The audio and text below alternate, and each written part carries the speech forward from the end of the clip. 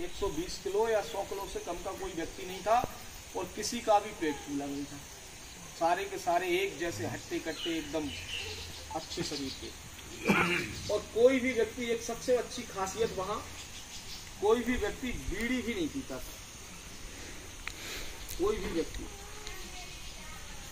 वहां, मैंने आसपास देखा कि वहां उस समय, मतलब 2013 की बात बता रहा हूँ, एक बिंडल की कीमत वहां 25 रुपए थी। जो सबसे सस्ता वहां बिकता था वो 25 रुपए कीमत का था। तो वहां मैंने पूछा, यार यहाँ इतनी कीमत क्यों है? बोले यहाँ लोग कम पीते हैं इसलिए कीमत ज्यादा रहती है बोले। और अगर किसी व्यक्ति को थोड़ा बहुत अगर तंबाकू का सेवन करना है तो वो अपने घर पर उगाते थे, थोड़ा बहुत कोई व्यक्ति करता है तो, लेकिन दारू तो कोई भी नहीं पीता था।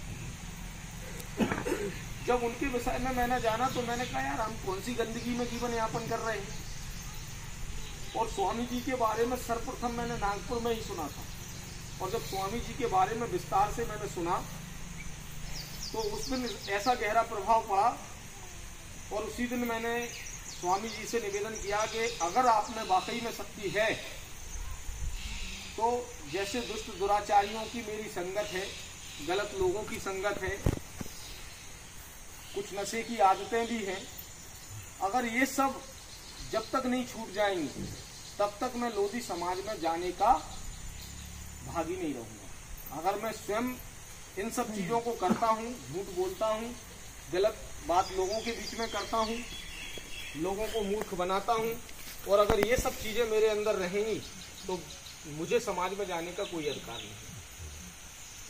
वो दिन है कि आज का दिन है। ऐसी शक्ति प्राप्त हुई कि मुझे जिस चीज की जब भी आवश्यकता रहती है वो पूरी हो जाती है।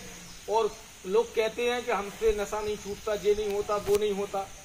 मैं स्वयं आपके बीच में एक प्रमाण हूं कि स्वामी जी के सामने केवल मैंने संकल्प लिया इस बात का कि अगर आपको मेरे द्वारा, आप मुझे निमित्त बनाना चाहते हो और समाज में कुछ जागरूकता फैलाना चाहते हैं और समाज के लिए कुछ अच्छा करवाना चाहते हैं, तो मेरे अंदर वो ऊर्जा होनी चाहिए कि लोगों को मैं कुछ अच्छा दे सकूं, लोगों के सामने मैं अच्छा बन के जा सकूं। तो वो ऊर्जा स्वामी ब्रह्मानंद जी ने मुझे दी। और मुझे ये भरोसा है कि यदि आप भी इनके सामने कुछ भी संकल्प लोगे तो ये संकल्प आपका अधूरा नहीं रहेगा। स्वामी ब्रह्मानंद जी वो शख्सियत थे, त्रिकालदर्शी थे उस जमाने में, तो उन्होंने संसद में खड़े होकर घोषणा कर दी कि फलाने दिन तुम्हारे साथ क्या घटना घटेगी, तुम्हारे साथ क्या होगा। और अगर ये मैं गलत कह रहा हूं तो बहुत सारी पुस्तकों का लेखन किया गया है स्वामी जी के बारे में, आप उनको पढ़ सकते हैं। एक पुस्तक मैं साथ में भी लाया हूं, उसमें बहुत कम लिखा है, उनके विषय में लिखा है। लेकिन अगर आपको जानकारी चाहिए है तो मैं सोशल मीडिया प्लेटफॉर्म पे जानकारी उनके विषय में बहुत सारी डालूंगा, आप उसके माध्यम से जानकारी ले सकते हैं। कुछ जानकारियां गूगल पे भी डली हुई हैं, वहां से ले सकते हैं। लेकिन जानकारी लो और उनके बारे में जानो समझो। शिक्षा के लिए अकेला उन्होंने काम नहीं किया। गोवध आंदोलन से लेके लास्ट का उनका आंदोलन गोवध था, जब वो नेता नहीं थे, केवल संत थे, तब भी उनमें इतनी ताकत थी कि 10-12 लाख व्यक्ति, भारत देश के 10-12 लाख व्यक्ति उनकी कनेक्टिविटी में थे उस जमाने में, जब कोई संसाधन तो हुआ नहीं करते थे। हजारों संतों को लेकर संसद का घेराव किया उन्होंने। जब संसद में बलपूर्वक उन्होंने प्रवेश किया तो वहां खड़े एक पुलिसकर्मी ने उन्हें कहा कि स्वामी जी, आप वो ख्याति प्राप्त इंसान हैं, वो शख्सियत हैं कि आप यहाँ बलपूर्वक प्रवेश करोगे तो हमें भी अच्छा नहीं लगेगा कि हमें आपसे कुछ कहना पड़े। आप सासम्मान निर्वाचित होकर आइए, हम आपको सम्मान के साथ अंदर ले जाएंगे, माला डालेंगे और आपकी बात को यहाँ ताकत के साथ सुना जाएगा। यहाँ सलैया से हम अपने जिले में बड़ी बड़ी मीटिंग करें, बड़े बड़े धरने करें, बड़ी बड़ी बातें करें, यहाँ से कुछ भी होने वाला नहीं है। जैसा कि हमारे बुजुर्ग दादाजी ने कहा कि हम यहाँ पैदा हुए हैं, बहुत सारा पैसा कमाएंगे, अच्छा अच्छा भोजन प्राप्त करेंगे, ज्यादा और पैसा कमा लेंगे तो अच्छा घर बनाएंगे, फिर गाड़ी की भी जिज्ञासा होगी, फिर और ज्यादा पैसा कमा लेंगे तो और भी जिज्ञासाएं बढ़ती चली जाएंगी, लेकिन हमारी खत्म तो होंगी नहीं कभी भी। लेकिन आपको कोई पूछने वाला नहीं होगा।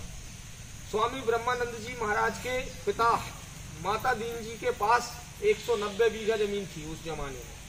190 बीघा जमीन वाले व्यक्ति को मुझे नहीं लगता कि कुछ करने की आवश्यकता थी, कि किसी का झंडा लेके किसी के साथ झगड़ा फसाद करने की आवश्यकता थी। लेकिन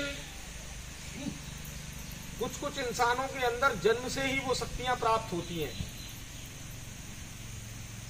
लेकिन उन्हें मार्गदर्शन सही ना मिलने के कारण वो व्यक्ति भटक जाता है। तो आज हम और आप यहाँ जो बैठे हुए एकत्रित हुए हैं, जो यहाँ इस पांडाल के नीचे अभी लोग बैठे हैं, ये पहले तो हमने एक दिन ये मान लीजिए कि हमने यहाँ भैंस खरीदी थी। उस भैंस को 3-4 दिन चराया पियाया, फिर उसमें से दूध निकाला, दूध में से फिर मट्ठा बना और बहुत सारा भी फैला था इधर उधर। वो मट्ठा चला गया, लेकिन अब यहाँ घी बचा रह गया। यहाँ वो घी रह गया। मट्ठे की भी कीमत है, वो बिना कीमत का नहीं है। वो दूध भी कीमत का था। वो भी सब अपने ही लोग हैं। जहां तुम्हें भीड़ की आवश्यकता पड़ेगी, तुम्हें 10 लोगों की 10,000 लोगों की आवश्यकता पड़ेगी, तो वो सबसे पहले खड़े मिलेंगे। लेकिन जैसे कि अभी स्वामी जी के बारे में मैंने सप्तऋषि मंडल के बारे में बताया था, स्वामी जी ने आज दिनांक तक 2024 तक उनकी संस्थाओं को उनको सही ढंग से सुचारू रूप से चलाने के लिए सप्तऋषियों का वहां आधार मंडल बनाया था। उसी आधार पर हमें अपनी बात भी रखना चाहिए भाई साहब। श्रेणियां हमारी होना चाहिए कि हमें किस श्रेणी के व्यक्ति से कब क्या बात करनी है। उनके पास 3 श्रेणियों में बटे हुए वो 7 लोग थे। सबसे नीचे की जो श्रेणी थी, वो श्रेणी थी क्या, एक होता है रजोगुण, तमोगुण और सत्वगुण। उन्होंने इस तरीके से उनको बांटे थे, वो आप लोग जानते होंगे जो अध्यात्म से जुड़े। तो रजोगुणों वालों के पास क्रोध, मोह, माया, लोभ।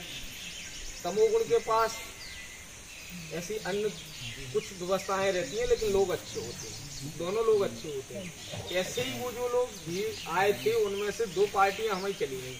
अब जो सप्तगुण, जो सर्वश्रेष्ठ गुण है, जो सप्तगुणी लोग हैं, वो यहाँ पंडाल के नीचे बैठ के रह रहे हैं।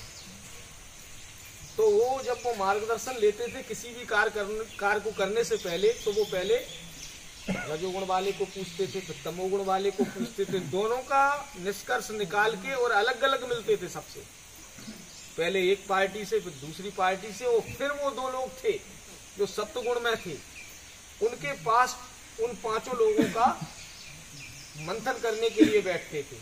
जब वो सप्तगुण वाले व्यक्तियों की सील सही लगती थी, तभी वो किसी चीज के निष्कर्ष को पहुंचते थे। तो आज हम यहाँ जो बैठे हैं,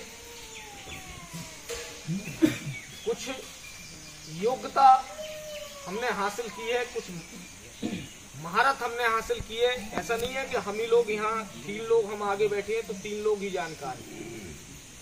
जो सबसे लास्ट में रह गए हैं वो सभी लोग जानकार हैं। बस थोड़ा सा क्या है कि उनको दिशा सही नहीं मिल पा रही है, और वो दिशा कब सही मिलेगी, जब उनकी संगत सप्तगुणों वाले व्यक्तियों से होगी। अभी संगत उनकी रजोगुण और तमोगुण वालों से है।